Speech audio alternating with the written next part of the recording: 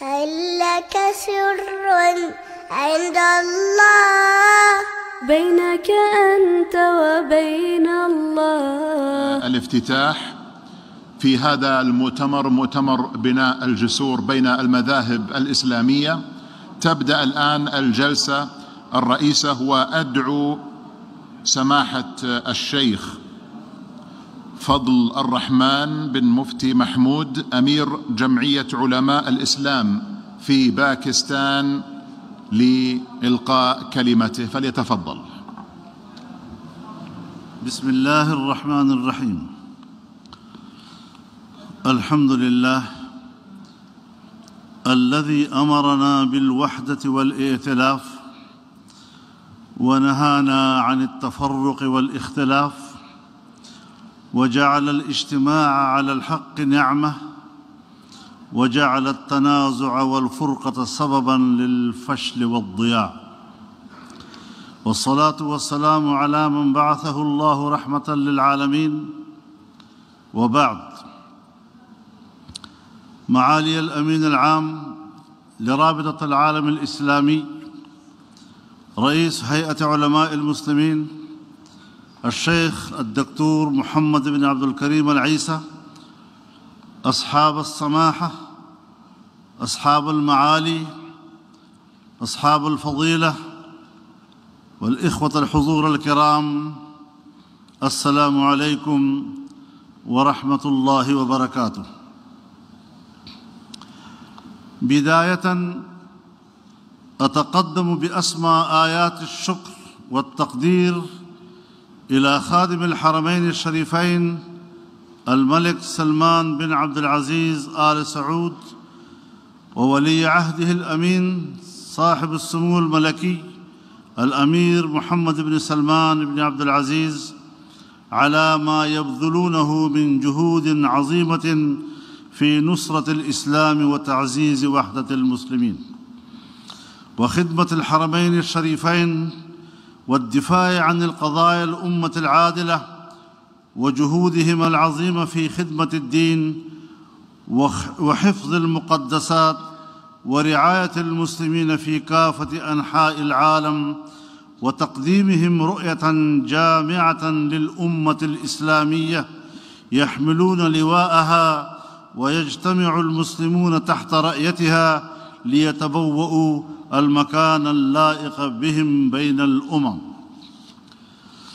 أصحاب السماحة والمعالي والفضيلة، نجتمع اليوم في هذا المؤتمر المبارك مستشعرين المسؤولية الكبرى في ترسيخ ثقافة الائتلاف، متجاوزين كل ما يفضي إلى التنازع والاختلاف، عملاً بقوله تعالى: واعتصموا بحبل الله جميعاً ولا تفرقوا، وقوله جل وعلا: ولا تنازعوا فتفشلوا وتذهب ريحكم.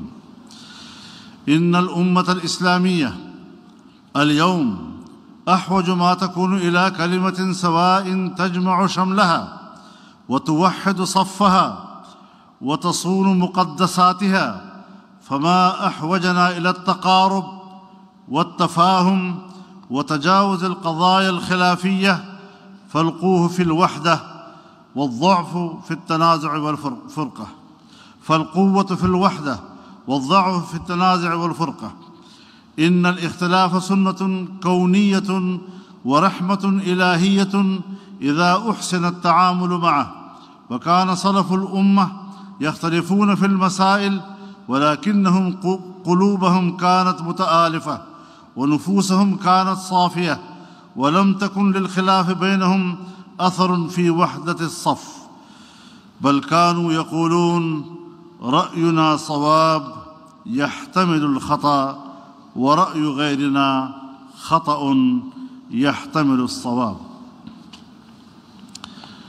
إن الوحدة الإسلامية بناء راسخ له أسس متينة وقواعد ثابتة لا تقوم بدونها، ومن أبرزها وحدة العقيدة والغاية، فالإيمان بالله ورسوله والكتاب الواحد والقبلة الواحدة والمقاصد العظمى كلها روابط تجمع المسلمين وتؤلف بينهم وترسخ الأخوة فيما بينهم.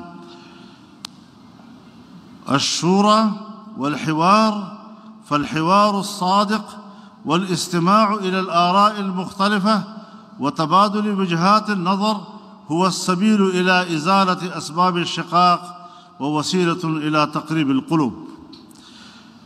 التركيز على المشترك، فما يجمع المسلمين أكثر بكثير مما يفرقهم، والتعاون فيما اتفقوا عليه هو طريق العزة والقوة. أصحاب السماحة والمعالي والفضيلة، إن دعم المستضعفين ضرورة إنسانية وفريضة شرعية، وأعظم صوره ما يجب تجاه فلسطين الجريحة، حيث بلغ الإجرام والعدوان الصهيوني ما تفوق حدود التصور في ظل صمت عالمي مخزن وتخاذل دولي مخجل.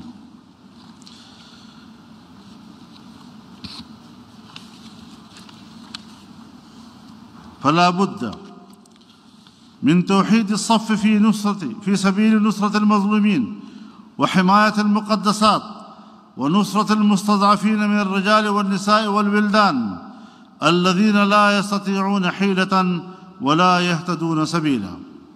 وفي الختام أتوجه بالشكر والتقدير لمعالي الأمين العام لرابطة العالم الإسلامي الأخ العزيز الشيخ الدكتور محمد العيسى على إسهاماته الجليلة في تعزيز ثقافة الائتلاف. نسأل الله أن يؤلف بين قلوب المؤمنين ويهديهم سبيل الرشاد. والسلام عليكم ورحمة الله وبركاته.